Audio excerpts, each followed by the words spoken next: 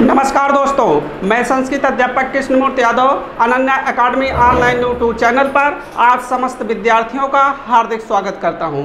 मित्रों, जैसा कि हम लोग पूर्व की कक्षा में त्रिमुनि विषय को पढ़ा था, अर्थात उसके अंतर्गत जो आपके पाणिनि, कात्यायन एवं पतंजल जी हैं तथा भट्टो, दीक्षित एवं वरदराज, ये दो अतिरिक्त मुनियों के विषय में हम लोग पढ़ लिए मित्रों। तो आज हम सर्वप्रथम पढ़ेंगे संस्कृत की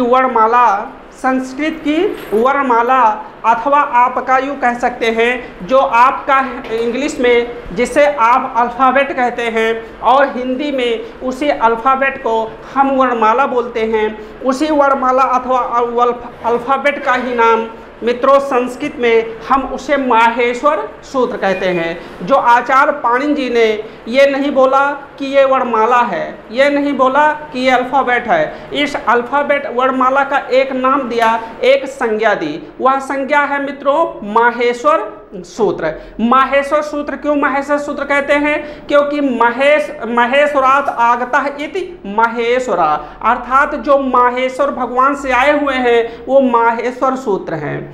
इसमें मित्रों माहेश्वर पद में अण प्रत्यय विधान होने के कारण आदि स्वर को वृद्धि हो गया है, तब आपका बन गया है माहेश्वर सूत्र। महेश्वर से माहेश्वर सूत्र आपका बन गया है। तो मित्रों हम माहेश्वर सूत्र के संदर्भ में जो कुछ किंवदंतियां हैं, लोक कथाएं हैं कि कैसे आचार्य पाणिनि जी को भगवान शंकर प्रसन्न होकर इनको ये जो माहेश्वर सूत्र हैं इनको प्रदान किया। इसके सामान्य जानकारी अर्थात प्रस्तावना के रूप में, यूँ कह सकते हैं भूमिका के रूप में आज हम देखेंगे माहेश्वर सूत्र को। तो आप हेडिंग डाल लीजिएगा मित्रों, माहेश्वर सूत्र की भूमिका अथवा प्रस्तावना। माहेश्वर सूत्र, माहेश्वर सूत्र प्रस्तावना, प्रस्तावना या भूमिका कह सकते हैं आप, या भूमिका। मित्रों आज हम माहेश्वर सूत्र के संदर्भ में जो सामान्य किंवदंतियां हैं इसके विषय में हम लोग चर्चा करेंगे मित्रों। आइए अब अगले हेडिंग आप डालिएगा, माहेश्वर सूत्र के अन्य नाम। माहेश्वर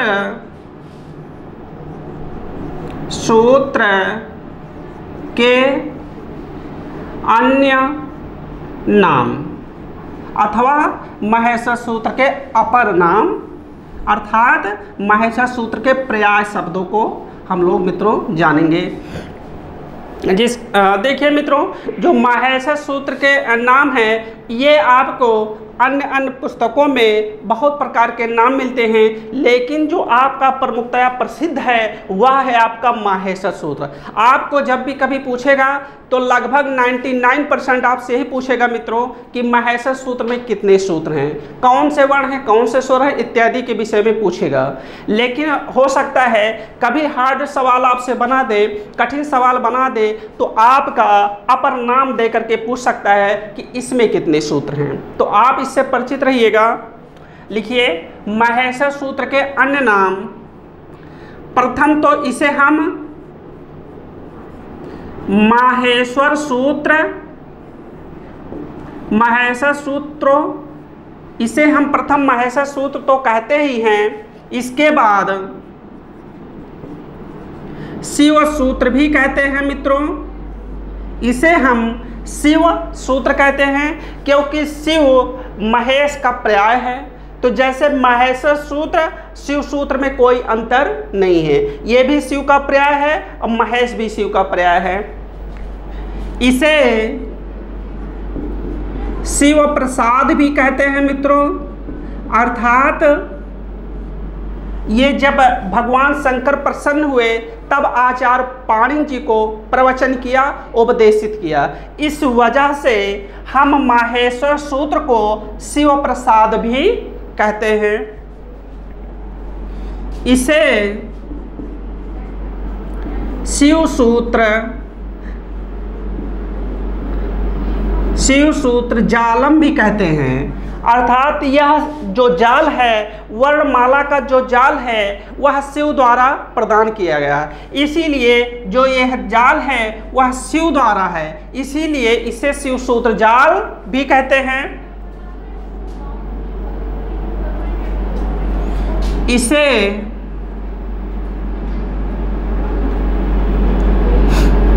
पाणिनि सूत्र भी कहते हैं। इसे पाणिनि सूत्र भी कहा जाता है, क्योंकि इस सूत्र को संकलित करने का कार्य किसने किया? आचार्य पाणिनि ने। इसीलिए इस महेश्वर सूत्र को पाणिनि सूत्र भी कहा जाता है, पाणिनि जी के नाम से। इसके बाद इसे चतुर्दश सूत्र भी कहा जाता है। चतुर्दश सूत्र भी कहा जाता है, क्योंकि इन महेश्वर सूत्र में जो सूत्रों की संख्या है मित्रों, वह है आपकी 14। 14 की संस्कृत क्या होती है? चतुर्दश। इसीलिए इस महेश्वर सूत्र को चतुर्दश सूत्र भी कहा जाता है। इसे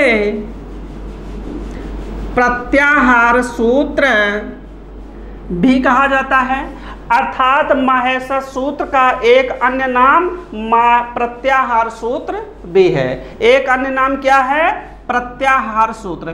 क्योंकि इन महेश्वर सूत्रों का एकमात्र प्रयोजन है प्रत्याहार का निर्माण करना। इस वजह से इस महेश्वर सूत्र को प्रत्याहार सूत्र भी कहा जाता है।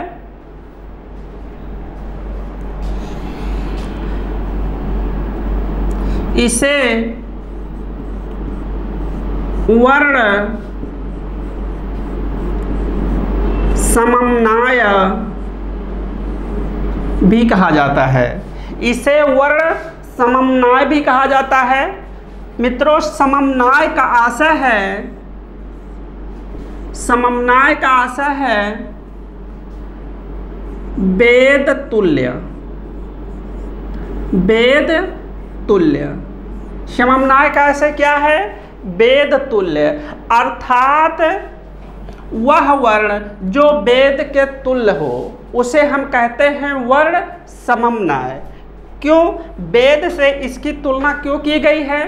क्योंकि जो वेद हैं, जो आपके चतुर्वेद हैं मित्रों, ऋग्वेद, यजुर्वेद, सामवेद और अथर्ववेद, ये जो वेद हैं, कहा जाता है इन 4 वेदों के जो रचयिता हैं वह ईश्वर हैं। इसीलिए एक संस्कृत की लाइन है, ऋषियो मंत्र द्रष्टारः, ऋषयो मंत्र द्रष्टारः। अर्थात इस 4 वेदों के जो ऋषि हैं वह केवल दृष्टा मात्र हैं, उसके रचयिता नहीं है मित्रों।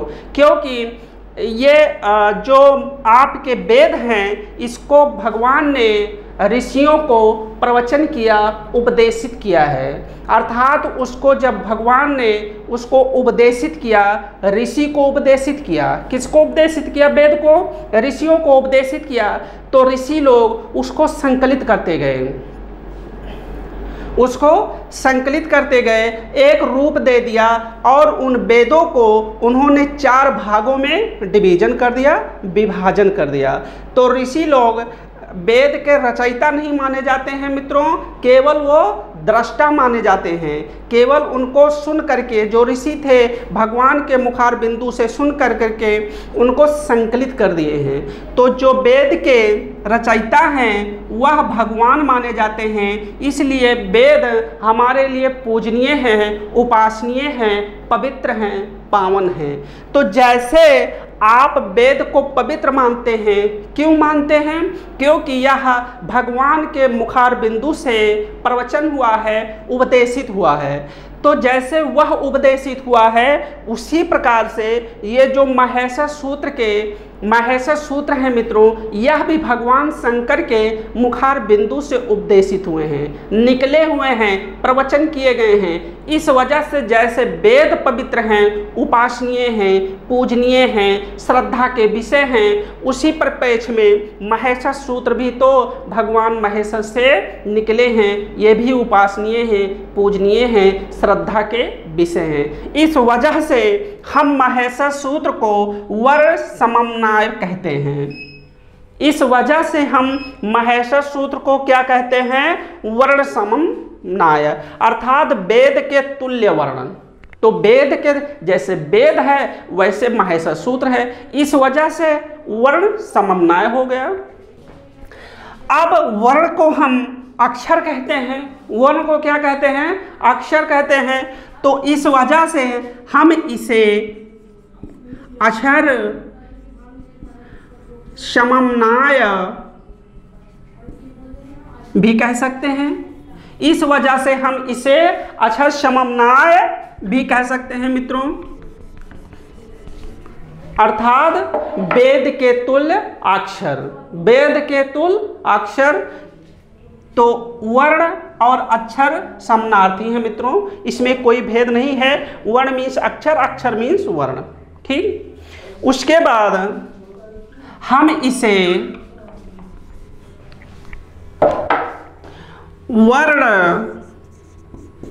वर्ण वेद भी कहते हैं। महेश्वर सूत्र का एक अन्य नाम क्या है? वर्ण वेद है, अर्थात वर्णों का ज्ञान। अर्थात इस महेश्वर सूत्र में वर्णों का ज्ञान है, इसलिए हम इसे वर्ण वेद कहते हैं। अवर्ण को अक्षर कहते हैं, इस वजह से हम इसे अक्षर वेद भी कह सकते हैं। हम इसे अक्षर वेद भी कह सकते हैं। तो ये महेश्वर सूत्र के आपके अन्य नाम हैं। यदि आपसे मित्रों सवाल पूछे कि महेश्वर सूत्र में कितने सूत्र हैं, तो आपको बताना है 14। कितना बताना है? अंकों में रहेगा 4 ऑप्शन में 14, तो अंकों वाला टिक करिएगा।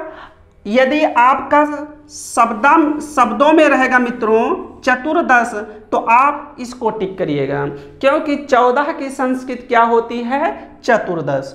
फिर आपसे पूछेगा कि शिव सूत्र में कितने सूत्र हैं, फिर भी आपको वही करना है 14। शिव प्रसाद में कितने सूत्र हैं, आपको बताना है 14। शिव सूत्र जालम में कितने सूत्र हैं, बताना है 14। पाणिनि सूत्र में कितने सूत्र हैं, आपको बताना है 14। चतुर्दश सूत्र में कितने सूत्र हैं, आपको बताना है 14। प्रत्याहार सूत्र कितने हैं, आपको बताना है 14। मित्रों ये प्रत्याहार मतलब ये प्रत्याहार वो 42 जो प्रत्याहार वो अलग हैं इनसे, अर्थात इन 14 सूत्रों से प्रत्याहार बनाए जाते हैं। इस कारण से हम महेश्वर सूत्र को प्रत्याहार सूत्र कहते हैं। वर्ण समन्वय अर्थात वेद के तुल्य वर्ण को हम महेश्वर सूत्र कहते हैं। तो आपसे यदि पूछा जाए कि वर्ण समन्वय में कितने सूत्र हैं, तो आपको क्या टिक करना है? 14। अथवा पूछ ले कि अक्षर समन्वय में कितने सूत्र हैं, तब भी 14। पूछे वर्ण वेद में कितने सूत्र हैं, तो आपको क्या टिक करना है? 14। अक्षर वेद में कितने सूत्र हैं, तो आपको टिक करना है 14। तो मित्रों ये महेश्वर सूत्र के अन्य नाम हैं। मैं समझता हूं इसको आप नोट कर लिए होंगे। महेश्वर सूत्र के संदर्भ में जो एक श्लोक प्रचलित है मित्रों, वह कुछ इस प्रकार है, उसको भी आप नोट करिएगा।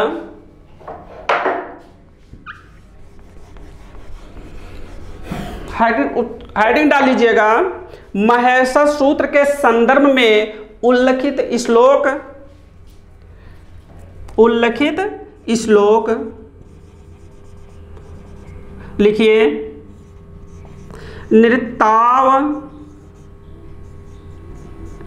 नृतावसाने नटराज राजो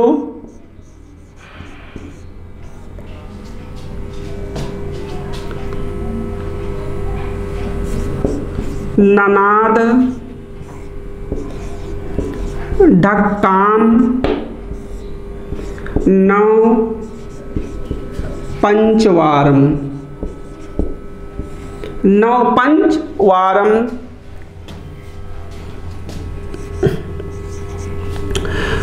उद्धर्तु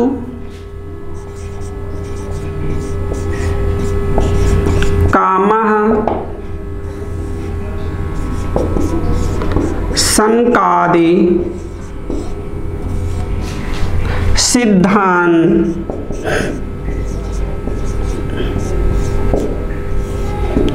एतत् विमर्शे शिवसूत्र जालम। शिवसूत्र जालम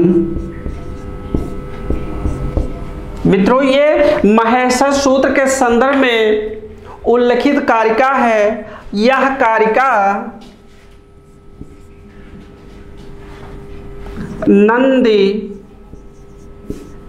केश्वर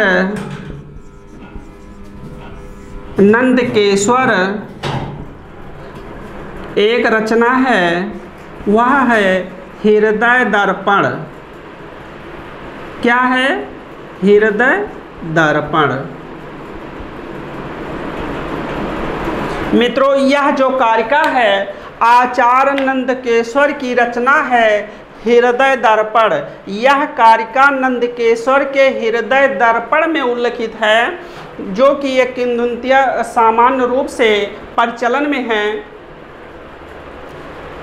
है ना। तो ये जो कि आज बहुत प्रसिद्ध है, इसको हर कोई सुनता है, जानता है और याद भी होगा। तो ये जो श्लोक है ये बताता है कि महेश्वर सूत्र की उत्पत्ति कैसे हुई। तो इसके सामान्य हम श्लोकार्थ को देखेंगे। नृतावसाने नटराज राजो ननाद ढक्काम 9 पंचवारम। 9 और 5 कितना होता है? 14।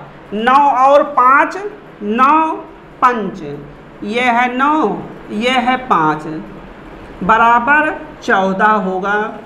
9 पंच वारम अर्थात नृतावसाने, नृत्य की समाप्ति पर। अवसान मीन्स होता है समाप्ति, अर्थात भगवान शंकर के तांडव नृत्य के समाप्ति पर नटराज भगवान शंकर ननाद मीन्स बजाया, ढक्का मीन्स डमरू को। ढक्का मीन्स होता है डमरू। तो ननाद बजाया ढक्काम डमरू को कितनी बार? 9 और 5 बार, अर्थात 14। 9 और 5 कितना होता है? 14। तो वही है 9 पंच वारम। कितना वारम? 9 पंच वारम बजाया। किस लिए बताया? किस उद्देश्य से बजाया? उद्धर्तु कामः सनकाद सिद्धान, अर्थात जो सनक, सनंदन, सनातन इत्यादि 4 ऋषि थे मित्रों, यह हमेशा बाल्यावस्था में रहे और उन्होंने हमेशा विद्या अर्जन किया। उनके उद्धार की कामना से, उद्धर्तु कामः, उनके उद्धार की कामना से यह एतत् विमर्शे, ऐसा विचार करके भगवान शंकर ने अपने डमरू से ये जो महेश्वर सूत्र की कल्पना की बजाया। उनसे निकली हुई ध्वनि को आचार्य पाणिनि जी ने संकलित कर दिया। जो भगवान शंकर के डमरू से ध्वनि निकली कितनी बार? 14। उन 14 ध्वनियों को आचार्य पाणिनि जी ने संकलित कर दिया। तो ये श्लोकार्थ का सामान्य परिचय है मित्रों। कहा जाता है कि आचार्य पाणिनि जी ये विद्या काल में बहुत ही कमज़ोर तमके के रूप में जाने गए, बहुत ही कमज़ोर छात्र के रूप में जाने गए। इनको ऐसा एक बार आत्मिक ठेस किसी कारण से पहुंचा और वो चले गए हिमालय पर्वत पे तपस्या करने लगे। आचार्य पाणिनि की तपस्या से भगवान शिव जी प्रसन्न हुए और वो जब प्रसन्न हुए तो प्रसन्न होकर प्रकट हुए। प्रकट अवस्था में वो तांडव नृत्य करने लगे, नृत्य करने लगे। उसके पश्चात जब नृत्य समाप्त हुआ, उसके पश्चात 14 बार अपने डमरू को बजाया। कितनी बार? 14 बार अपने डमरू को बजाया। उससे निकली हुई ध्वनि को आचार्य पाणिनि जी ने संकलित कर दिया। तो वही निकले हुए जो ध्वनि थी वही बाद में महेश्वर सूत्र के नाम से आचार्य पाणिनि जी ने उन ध्वनियों को संकलित किया। मित्रों, यह सामान्य कहानी है। तो मैं आशा करता हूँ ये श्लोकार्थ आपको समझ में आ गया होगा कि नृतावसाने नटराज राजो ननाद ढक्काम नव पंचवारम उद्धर तु कामः सनकादि सिद्धान एतत् विमर्शे शिवसूत्र जालम। मित्रों, ये आपका श्लोक का अर्थ है। एक बार इसको हमारे साथ वाचन करिएगा।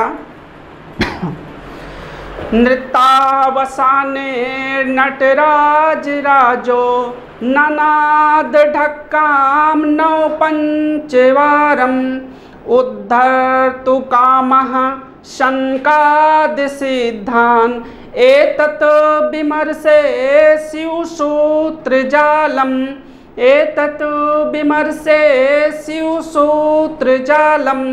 मित्रों, ये आपको याद होना चाहिए। मित्रों, ये बहुत ही प्रसिद्ध है, इसको आप जरूर याद कर लीजिएगा। अगर बाई चांस कभी पूछ ले कि यह जो श्लोक है किस संदर्भ में उल्लिखित है, तो आपको क्या टिक करना है, महेश सूत्र के संदर्भ में उल्लिखित है। यह श्लोक किस आचार्य की है, तो आपको नंदकेश्वर टिक करना है। किस आचार्य की है, नंदकेश्वर की है।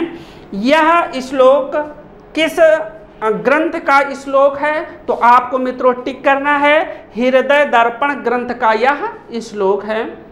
तो मित्रों, मैं आशा करता हूँ ये जो आप महेश सूत्र की प्रस्तावना थी इसको आपको समझ में आ गई होगी। बाकी हम महेश सूत्र में कल प्रवेश करेंगे और उसको आपको अच्छे से हम लोग याद करेंगे और याद कराएंगे। और जब तक याद नहीं होगा तब तक हम लोग आगे बढ़ेंगे नहीं, क्योंकि जो आपका महेश सूत्र है मित्रों, यह आपका साहित्य अथवा व्याकरण का आधार स्तंभ है। जब आप इसको याद कर लेंगे तब लगभग आपका 60% जो सवाल है अपने आप हल हो जाएगा। क्योंकि जब तक आप ABCD नहीं जान पाएंगे मित्रों, तब तक आप लिटरेचर नहीं पढ़ सकते हैं, तब तक आप ग्रामर नहीं पढ़ सकते हैं। जब तक आपको आ इ इत्यादि याद नहीं होगा तब तक आप साहित्य को अच्छे से नहीं पढ़ सकते हैं, व्याकरण को अच्छे से नहीं पढ़ सकते हैं। उसी परिप्रेक्ष्य में जब तक आपको महेश सूत्र अच्छे से याद नहीं होगा तब तक आप संस्कृत साहित्य को अथवा संस्कृत व्याकरण को अच्छे से पढ़ और समझ नहीं सकते हैं। मित्रों, हम फिर अगली क्लास में महेश सूत्र को लेकर के आपके समक्ष पुनः उपस्थित होंगे। तब तक के लिए नमस्कार, धन्यवाद।